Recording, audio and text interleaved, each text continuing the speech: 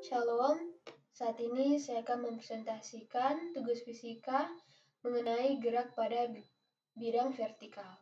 Nama Patricia Kimberly Boyo dengan NIM 2201-3015 dengan dosen mata kuliah Insinyur Chris Hombokau, MT. Penelitian ini merupakan penelitian kualitatif. Penelitian ini bertujuan untuk mengungkap pemahaman mahasiswa tentang gerak vertikal. Untuk mengetahui pemahaman mahasiswa tentang gerak vertikal, peneliti menggunakan wawancara sebagai alat untuk mengungkap pemahaman siswa tersebut. Kemendalaman pertanyaan berkembang dari partisipan pertama dan partisipan berikutnya. Data paling lengkap diperoleh dari partisipan keempat. Penelitian ini menunjukkan bahwa dengan wawancara yang berkembang akan menghasilkan kemendalaman pertanyaan. Dengan kemendalaman pertanyaan, peneliti dengan mudah menangkap pemikiran mahasiswa dan membantu siswa mengonstruksi pikirannya sendiri sehingga mahasiswa membuat pemahaman yang baru yang lebih baik dari sebelumnya. Kata kunci, pemahaman gerak vertikal, teori konstruktivisme, dan wawancara. Latar belakang, salah satu syarat utama dalam keberhasilan mahasiswa terhadap suatu materi pembelajaran fisika yaitu dengan memahami konsep. Mahasiswa harus memahami sungguh-sungguh konsep dalam suatu materi fisika, karena jika konsep tidak dipahami secara benar, mahasiswa akan mendapatkan kesulitan dalam memahami materi fisika. Menurut teori konstruktivisme, mahasiswa membangun pengetahuannya sendiri secara aktif.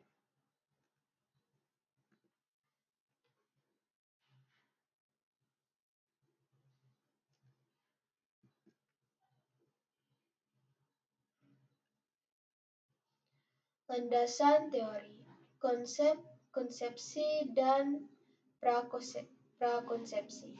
Menurut Winkel, konsep adalah satuan arti yang mewakili sejumlah objek yang memiliki ciri-ciri yang sama.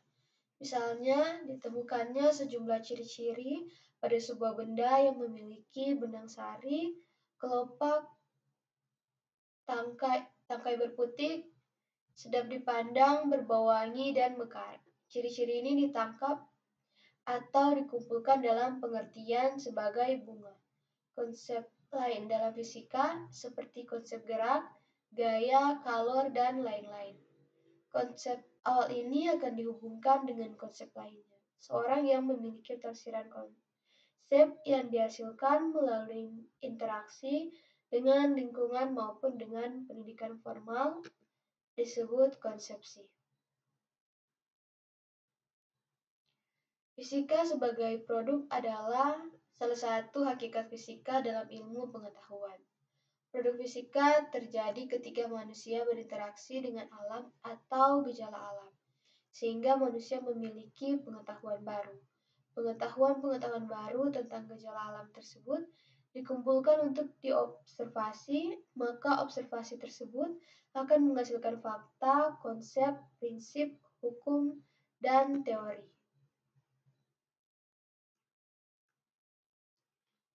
Fakta merupakan data hasil observasi yang berupa kenyataan dan pernyataan dari suatu benda yang sudah diketahui betul kondisinya. Konsep adalah satuan arti yang memiliki sejumlah objek yang memiliki ciri-ciri yang sama. Misalnya, ditemukannya sejumlah ciri-ciri pada sebuah benda yang memiliki benang sari, kelopak, tangkai berputik, sedap dipandang, berbau wangi, dan mekar.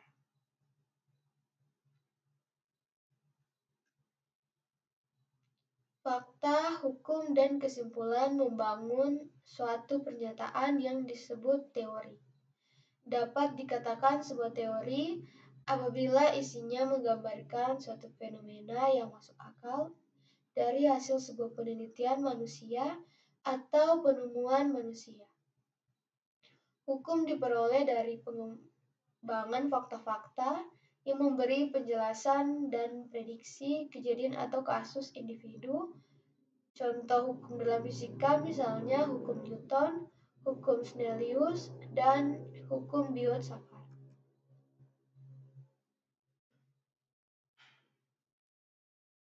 Jenis penelitian. Jenis penelitian yang dilakukan termasuk jenis penelitian kualitatif. Metode yang digunakan dalam penelitian ini adalah metode penelitian deskriptif dan kualitatif. Dikatakan penelitian deskriptif karena penelitian ini bertujuan hanya untuk menggambarkan suatu keadaan tertentu berdasarkan tujuan penelitian dalam ini yaitu untuk mengungkap pemahaman seseorang, maka metode penelitian deskriptif dan kualitatif dipilih.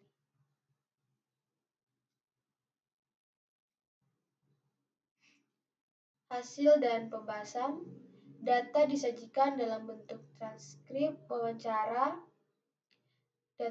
Analisis data wawancara dilakukan bersama mahasiswa atau mahasiswi selaku partisipan dalam penelitian.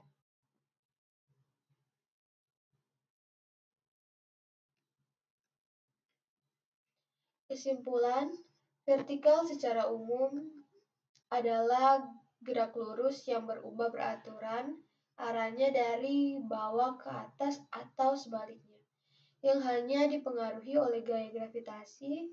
Gerak yang dipengaruhi kecepatan awal itu gerak vertikal ke atas dan gerak vertikal ke bawah. Pemahaman ini sesuai dengan teori gerak vertikal bahwa gerak vertikal adalah gerak suatu benda dengan arah tegak lurus terhadap bidang horizontal yang hanya mendapat pengaruh dari gravitasi bumi tanpa ada gaya-gaya lain yang mempengaruhi.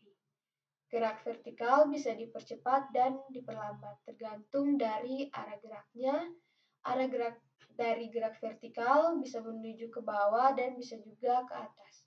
Gerak vertikal yang menuju ke bawah yaitu gerak jatuh bebas dan gerak vertikal ke bawah. Sedangkan gerak vertikal yang arahnya menuju ke atas yaitu gerak vertikal ke atas. Maka ada 3 jenis gerak vertikal yaitu gerak jatuh bebas, gerak vertikal ke bawah, dan gerak vertikal ke atas. Sekian presentasi mengenai gerak lurus berubah beraturan. Terima kasih.